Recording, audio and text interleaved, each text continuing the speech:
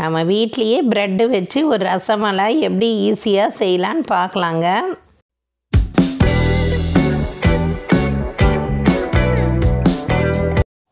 ஸ்வீட்டான bread எடுத்துக்கிட்டேங்க. Full cream milk எடுத்துக்கிட்டேன் ஆரோக்கியா. முந்திரி பருப்பு 10 எடுத்துக்கிட்டேங்க. பாதாம் பருப்பு எடுத்துக்கிட்டேங்க ஒரு 10. சாரப்பருப்பும் எடுத்துக்கிட்டேன். குங்குமப்பூ, ப்ரெட்டு ஸ்லைஸில் வட்டை வடிவமாக கட் பண்ணி எடுத்துக்கங்க. இது மாதிரி கட் பண்ணிக்கங்க. ஓரங்களெல்லாம் எடுத்துடுங்க. இது மாதிரி கட் பண்ணி வச்சுக்கோங்க. எத்தனை ரசமலாய் வேணுமோ அத்தனை கட் பண்ணி வச்சுக்கிட்டேங்க.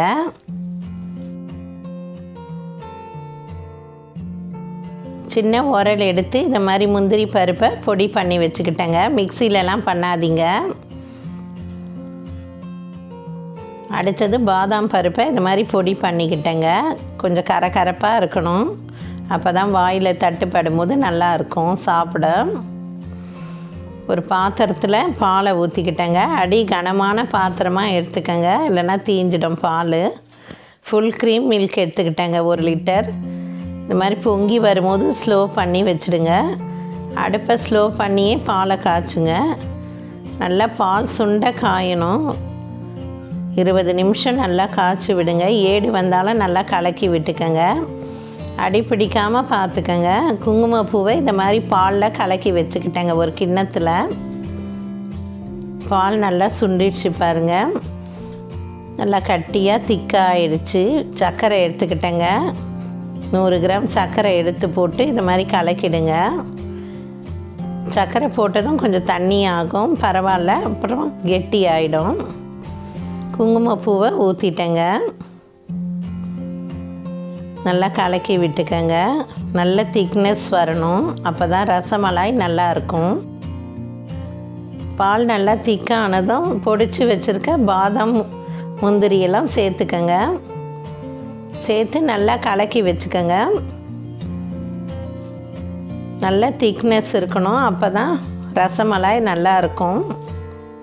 ஏலக்காய் பொடி பண்ணி வச்சதையும் சேர்த்துக்கிட்டேங்க.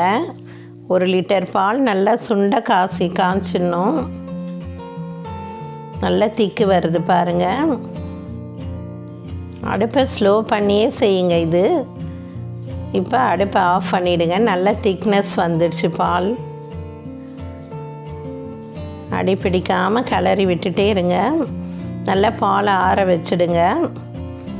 இது மாதிரி தட்டில் ப்ரெட்டு பீசஸை அடுக்கி வச்சுடுங்க. சுண்டை காய்ச்சி வச்சுருக்க பாலை நல்லா எடுத்து ஊற்றிடுங்க. நல்லா வாசனையாக இருக்கும். ஒவ்வொரு ப்ரெட்டு துண்டுங்க மேலேயும் ஊற்றுங்க. பார்க்குறதுக்கே அழகாக இருக்குது பாருங்கள். நட்ஸ் எல்லாம் போட்டு குங்குமப்பூ தூவி சாப்பிட்லாங்க ஊற வச்சு. ரொம்ப டேஸ்ட்டாக இருக்கும். வீட்லேயே ரசமலாய் செஞ்சு சாப்பிட்லாங்க. தேங்க்யூ.